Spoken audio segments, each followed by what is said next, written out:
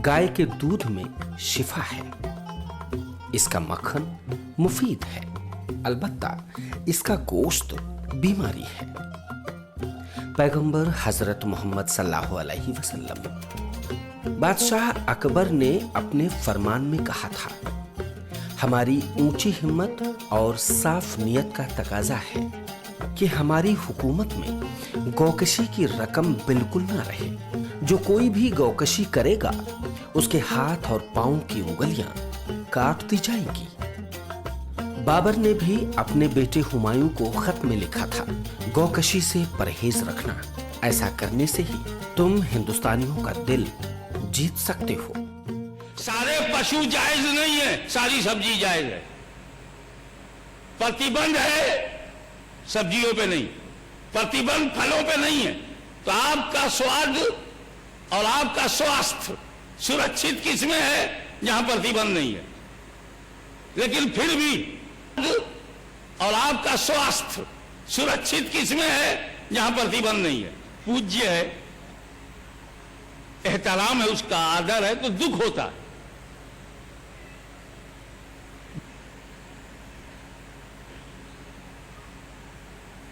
इससे वो दुखी होते हैं। बहस ये नहीं है कि वो क्यों दुखी होते हैं।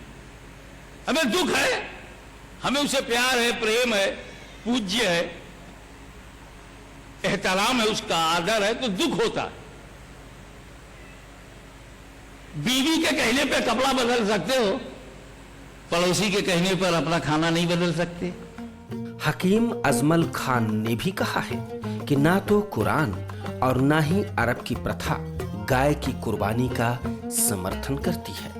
आज के सियासी हालात में गाय को मजहबों के दरमियान दूरी बढ़ाने और अपना स्वार्थ पूरा करने के लिए इस्तेमाल किया जा रहा है, जबकि सारे धर्म गाय के लिए इज्जत ही रखते हैं। ज्यादातर मुस्लिम बादशाहों ने गौकशी पर पाबंदी लगाई थी। नबी करीम तमाम सहाबा और वली सल्लाहों ने कभी भी गौमांस का सेवन नहीं किया। लेकिन मतलब परस्त लोग कभी भी गाय के बारे में कही गई इस सच्चाई को आवाम के सामने नहीं लाते, क्योंकि उन्हें फसाद से अपनी सियासत चलानी होती है। Produces sickness, but the milk is a cure. It's a healthful drink. So the Prophet indicated that red meat now, I mean, we know that the worst meat for health reasons is beef, and the Prophet ﷺ said, and that's a sahih hadith, it's considered ishkal amongst the ulama, but he said that لحومها داء وألبانها شفاء. The beef is a disease-producing food, but the milk is a healthful food. It's a shifas. And if you have people that have lost a lot of weight, milk is a very quick way of getting people back. Yogurt, all those type things are good as a shifa. But again, to have a lot of... यह बात पूरी तरह गलत है कि मुसलमान गौकशी को बढ़ावा देते हैं। हरियाणा और महाराष्ट्र सूबे में जब गौकशी पर पाबंदी लगाई गई तो मुसलमानों ने इसका इस्तकबाल किया। यहाँ तक कि हरियाणा असेंबली में 2 मुस्लिम विधायकों ने गाय की हिफाजत और अहमियत पर जोरदार तकरीर भी की। अल्लाह के नबी ने कहा है कि गाय का दूध और घी अमृत है और इसका गोश्त नुकसानदायक है। तो इस्लाम मजहब में अल्लाह के नबी से आगे तो कोई इंसानों में बात ही नहीं। शरीयत में कहीं भी ऐसी कंडीशन नहीं लगाई कि गाय की ही कुर्बानी होनी जरूरी है। कहीं भी ऐसी कोई शर्त नहीं है। बल्कि मैंने तो पिछले दिनों दारुल उलूम देवबंद से फतवा भी जारी कराया था कि बकरा ईद के मौके पर मेहरबानी करके मुसलमान गाय की कुर्बानी ना करें।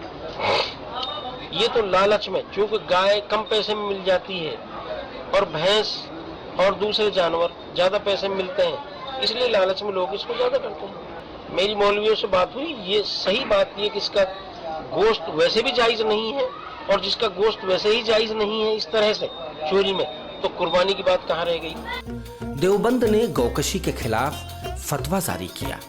यही नहीं, ईरान ने भी इसके खिलाफ फतवा जारी किया। मुसलमानों ने गौ रक्षा आंदोलन में बढ़ चढ़कर हिस्सा लेते हुए 11 लाख हस्ताक्षर किए। भारतीय संस्कृति को बचाने के इरादे से 1966 में जोर शोर से गौ रक्षा के लिए अभियान चलाया गया, जिसमें 1 करोड़ हस्ताक्षर हुए, जिसमें 3.5 लाख हस्ताक्षर मुस्लिम के थे। मुस्लिम राष्ट्रीय मंच के 2 कार्यकर्ताओं ने तो गौ रक्षा करते हुए अपनी जान की बाजी लगा दी। सौहार्द के लिए बलिदान देने वाले इन जाबाजों के नाम थे राशिद अली और शहजाद अली। इन सब के बावजूद भी नाम निहादी सेकुलर जमात ने गौकशी पाबंदी कानून की मुखालिफत यह कहते हुए की कि इससे मुसलमानों को ठेस पहुंचेगी। अपनी सियासत चमकाने के लिए यह कहकर उन्होंने फिर मुसलमानों को कटघरे में खड़ा कर दिया, जबकि पूरे भारत में मुसलमान गौपालन में बढ़ चढ़कर हिस्सा ले रहे हैं। और यह इस हद तक है कि राजस्थान के राठ मुसलमानों द्वारा पाली जाने वाली गाय का लक़ब ही राठी गाय हो गया। पूरे भारत में आज मुसलमान बढ़ चढ़कर गौ पालन में हिस्सा ले रहा है, गौ रक्षा कर रहा है, गौ की सेवा कर रहा है।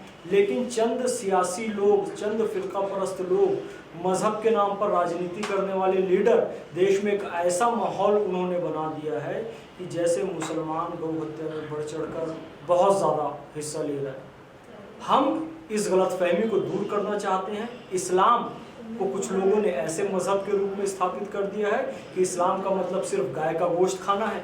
इस्लाम का मतलब सिर्फ गाय का गोश्त खाना नहीं है। इस्लाम का अर्थ है अमन, भाईचारा, शांति, मोहब्बत, हुब्बुल वतनी। ये इस्लाम है। आज की तिब्बी तहकीक, जदीद तिब की तहकीक ये बयान करती है कि गाय के गोश्त में एक कीड़ा होता है और उसका नाम है टीनिया सेजिनेटा।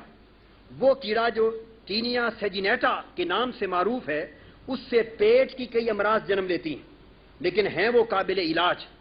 अब ये मरज आज तहकीक की रोशनी में सामने आई। 1400 बरस पहले इन कीड़ों के नाम से दुनिया का कोई फर्द आगाह न था, लेकिन आकाए दो जहां सल्लल्लाहु अलैहि वसल्लम ने फरमाया कि मेरे उम्मतियों, गाय का दूध पिया करो, इसमें शिफा है। गाय का घी खाया करो, इसमें दवा है। जरा अल्फाज के फर्क को भी मुलाजा फरमाइए। दूध पिया करो, इसमें शिफा है। घी खाया करो, इसमें दवा है। और गोश्त से बचा करो, इसमें बीमारी है। पर्दे के पीछे के खेल को समझने की कोशिश करें तो गौकशी के जिम्मेदार चंद स्वार्थी लोग और वो बहुराष्ट्रीय कंपनियां हैं जो गाय के गोश्त, चमड़े, हड्डी, चर्बी और खून की तिजारत कर रही हैं। ये सभी ताकतें आपसी अमन चैन के बीच में ना आए और हिंदुस्तान में भाईचारा बना रहे। इसी मकसद से 13 सालों से मुस्लिम राष्ट्रीय मंच इज्जत माब आली जनाब इंद्रेश कुमार जी के मार्गदर्शन में गौ सेवा रक्षा एवं संवर्धन के काम को अंजाम दे रहा है। मक्का शरीफ में होने वाला हज जो है हर वर्ष, वहाँ पर कोई गाय की कुर्बानी नहीं करता है और आज तक गोश्त खाया नहीं जाता है, ना बिकता है। और इसलिए अगर गोश्त कोई खाने वाली चीज़ होती, अच्छी चीज़ होती, तो शायद हज के अंदर तो वो बहुत अधिक बिकना चाहिए था और मिलना चाहिए था। तो इस बात का प्रमाण मक्का शरीफ से शुरू होता है। तीसरा प्रमाण इस बात का मिलता है कि रसूल साहब ने अपने जीवन के अंदर कभी गोश्त का सेवन नहीं किया। वो गोश्त को देखकर ही बोलना शुरू कर देते थे, ये बीमारी है। कुरान शरीफ के अंदर भी स्वयं रसूल साहब और खुदा की वाणी का संकेत करते हुए कहते हैं, हजरत मूसा ने जब अपने फॉलोवर्स को कहा गाय की कुर्बानी करो तो उन्होंने इनकार किया और वो प्रश्न पर प्रश्न पूछते चले गए और वो एक किस्म से इनकार करते रहे। तो भी हजरत मूसा ने जब अपनी उम्मतों को कहा तो उसके कहने के कारण एक स्थिति आई तो कुछ आगे बढ़े, उन्होंने गाय का जिब्हा किया। इस उदाहरण को देते हुए भी रसूल साहब क्लियर करते हैं कि गाय के प्रति जन साधारण की भावना बहुत श्रेष्ठ है, इसलिए हमें अपनी उम्मतों को भी गलत रास्ते पर नहीं लेकर जाना चाहिए। इसी कड़ी में गौ रक्षा प्रकोष्ठ मुस्लिम राष्ट्रीय मंच की जानिब से अखिल भारतीय मुस्लिम गौपालक सम्मेलन मुनक्किद किया जा रहा है। मुस्लिम गौपालकों को प्रोत्साहित करने के लिए और उनके इस अजीम काम को दुनिया के सामने लाने के लिए इस सम्मेलन में चुने हुए मुस्लिम गौपालकों को सम्मानित किया जा रहा है। मकसद बस यही है, हम सबको मिलकर गाय के सम्मान को बनाए रखना है। हम सबको मिलकर आपसी सौहार्द को बनाए रखना है।